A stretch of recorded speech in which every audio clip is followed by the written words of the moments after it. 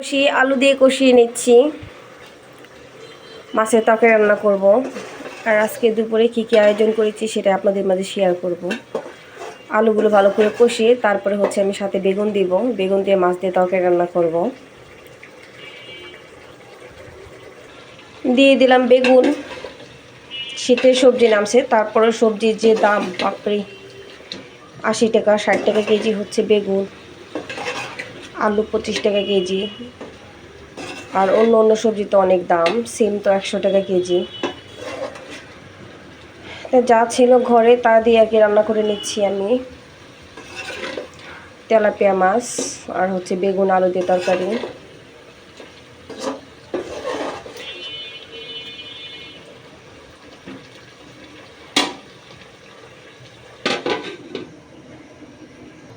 Tilapia মাছ ভেজে রেখেছি, তরকারিতে দিব। তরকারিটা কষানো হয়ে গেলে তারপর দিব আমি।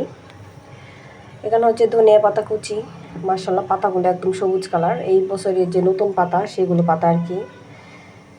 সুন্দর করে ধুয়ে কেটে নিলাম। তরকারি নামানোর আগ মুহূর্তে দিব আর কি। শীতের শাক, পালং শাক, যেটা পালং শাক আর কি, প্রথমে বাসায় নিয়ে আসলাম। প্রথমে আজকে রান্না করলাম শাক, নতুন যে শাক আর কি। আর অন্য অন্য শাক তো সবসময় পাওয়া যায়। পালং শাক নিয়ে আসলাম, 30 টাকা দিয়ে নিয়ে আসছিলাম 2 মুঠো শাক আর কি। তো এগুলো ভাজি করে নিয়েছি, এতটুকু হয়েছে, মানে একবেলা খাবার হবে। মাশাআল্লাহ, অনেক সুন্দর হয়েছে। শাকের কালারটা সবুজ কালার একদম। এখানে চিচিঙ্গা ভাজি করে নিয়েছি। আজকে ডিম দিইনি, ডিম ছাড়াই ভাজি করলাম। হালকা হলুদ দিয়েছিলাম, হলুদ দিয়ে ভাজি করে নিয়েছি।